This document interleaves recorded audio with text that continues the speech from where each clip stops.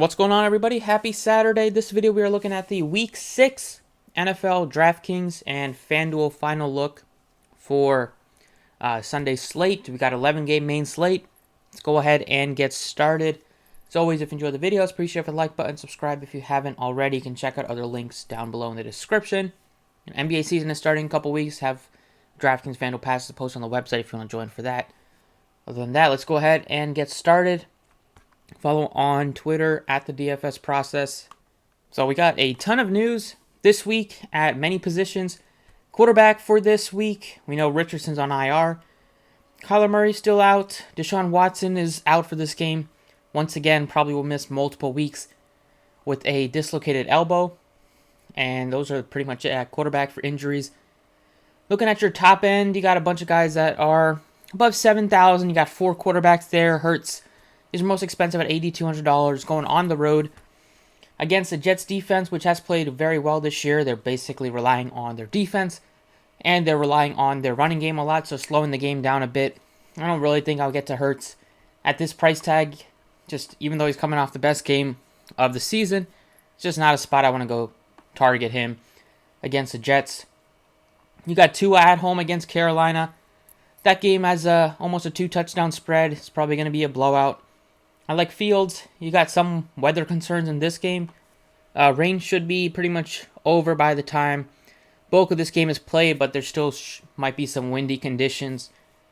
Could impact kicks, but I still think that this game is going to be putting up some points. Both sides are going to be able to move the ball. Both defenses have been really bad this year. We saw Fields play really well last couple weeks. Cousins, see how he fares without his best weapon for the next 4 games at least. Going further down here, you got a couple quarterbacks in the 6K range, the mid-tier. Lawrence, Goff, Joe Burrow, Stafford.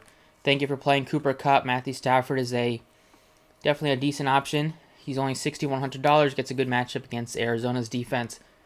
Other than that, Lawrence, 65. If you're playing like Ridley, you can stack him, Ridley or Kirk. Looks like T. Higgins will be back, so another weapon for Joe Burrow. He finally look good. If I had to take a shot on any of these quarterbacks, I'd take a shot on Burrow just because he's probably has that best matchup and has the highest ceiling. The matchup is really good against the Seattle's pass defense. They are good against the rush, but against the pass, they've really struggled this year. So definitely can take advantage with Burrow, especially if you want to stack him with Chase, who's coming off of a monster game. And if you want to maybe be different and stack him with T. Higgins, you can do that. And then down here, you got quarterbacks you might take shots on, but not really interested in anybody. Then you got some backup quarterbacks starting. So for Cleveland, you got a $4,000 P.J. Walker, but really tough matchup against the 49ers.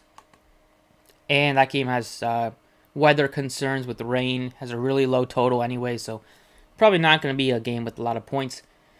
I'm going to spend up a little bit at quarterback this week just because we got a lot of value. I'm putting in Justin Fields at 73 at home.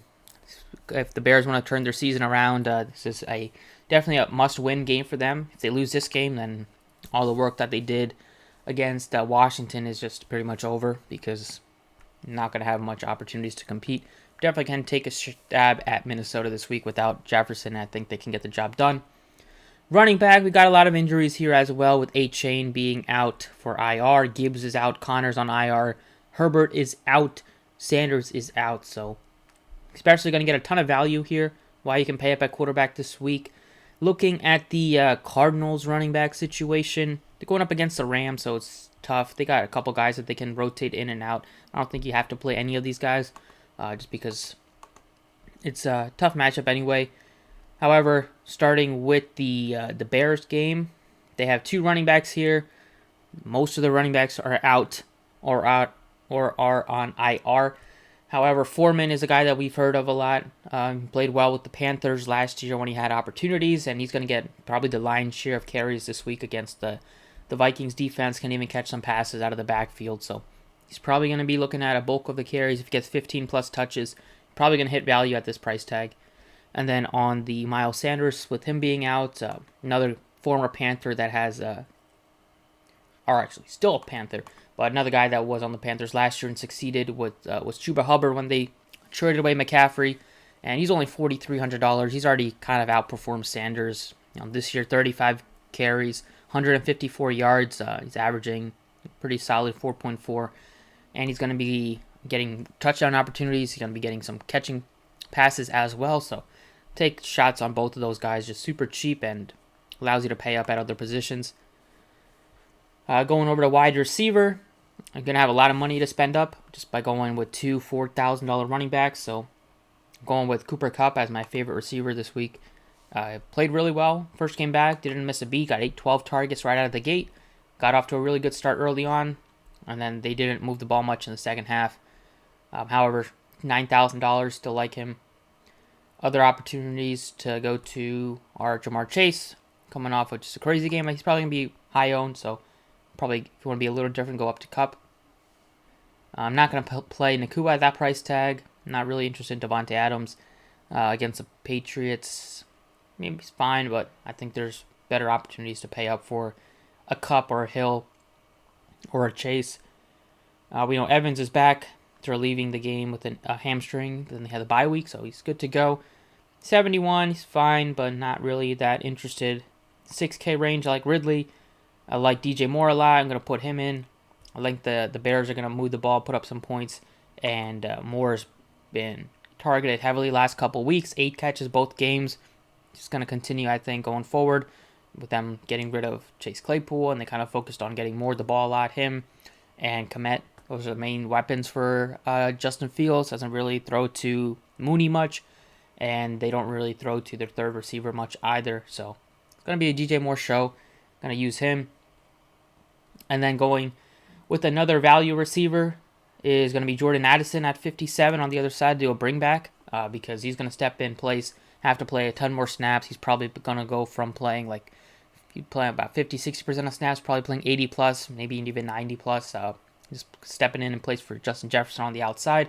And price tag is really cheap. We know the Bears defense is bad against the pass, and Cousins likes to throw a lot.